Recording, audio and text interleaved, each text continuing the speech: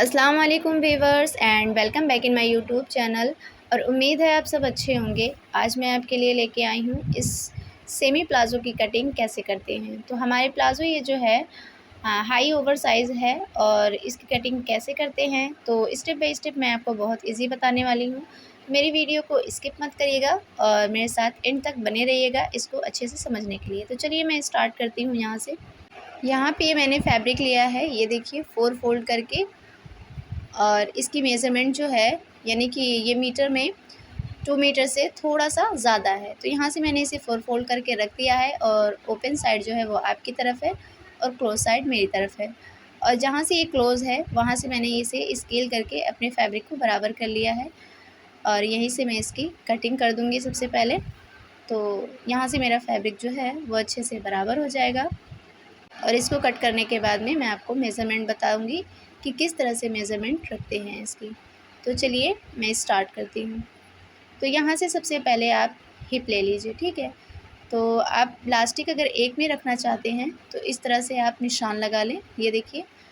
तो ये निशान जो है वो 3 इंच पे है, इस तरह 3 इंच पे आप एक एक निशान लगाते जाइए। अगर आपकी इलास्टिक जो है वो 1 इंच की है, तो अगर 1.5 इंच की है तो 3.5 इंच आपको प्लास्टिक के लिए फैब्रिक लेना पड़ेगा। तो इस तरह से मैंने ऊपर यहाँ पे स्केलिंग कर दी है।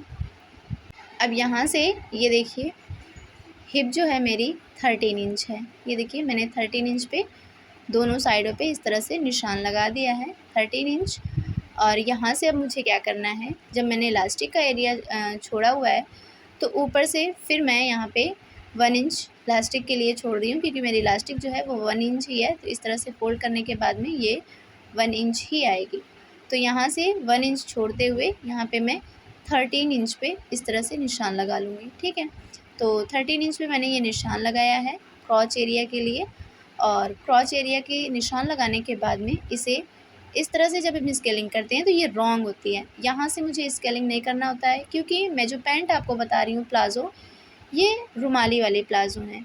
तो अगर मैंने यहाँ पे 13 लिया हुआ है तो यहाँ पे ये देखिए थोड़ा-सा मुझे एक्स्ट्रा लेना पड़ता है। तो यहाँ पे भी अगर मैंने 13 ले लिया तो इस तरह से देखिए मैं आपको रॉन्ग और राइट दोनों बता देती हूँ। तो यहाँ से अगर मैंने ये स्केलिंग कर दी है तो ये मेरा रॉन्ग हो जाएगा। यहाँ से मुझे स्केलिंग बिल्कुल भी नहीं करनी है, ये मेरा रॉन्ग हो जाता है। और अब मैं आपको राइट बताती हूँ कि राइट किस तरह से करते हैं।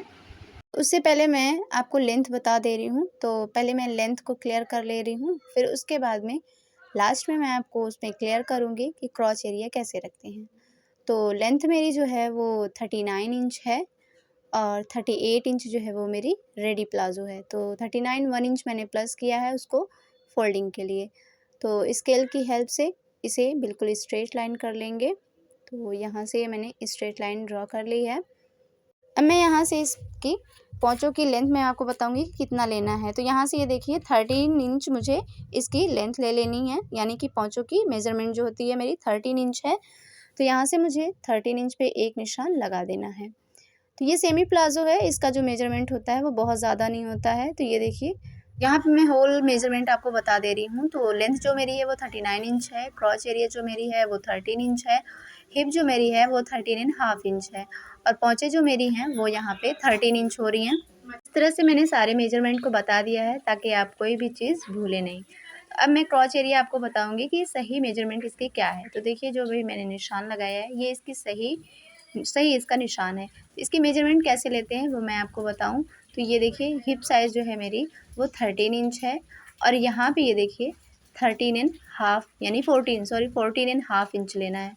आप 14.5 इंच जब लेंगे तो ये बहुत ही परफेक्ट मेज़रमेंट है और हिप आपको 13 ही रखनी है। जब आप रुमाली का यूज़ करते हैं यानी आसन एरिया पे रुमाली का जब यूज़ करें तो आप इस तरह से कटिंग करें तो ये बहुत परफेक्ट होगी। तो मैंने अभी स्केल का यूज़ किया और यहाँ पे इसको निशान लगा दिया और निशान पे ही मैंने इस तरह से कट कर लिया है और मेरा प्लाज़ो जो है वो कट कर रेडी हो चुका है।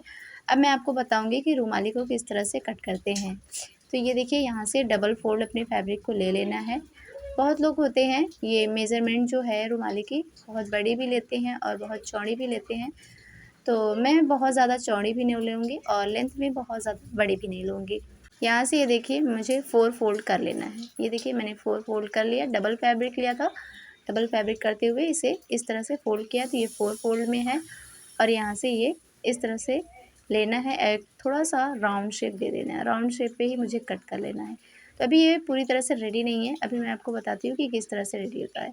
तो थोड़ा सा बैक में लूँगी अपने पार्ट को और इस तरह से लगभग 3 इंच तक जो है मुझे माइनस कर देना है, 3 इंच से भी ज़्यादा।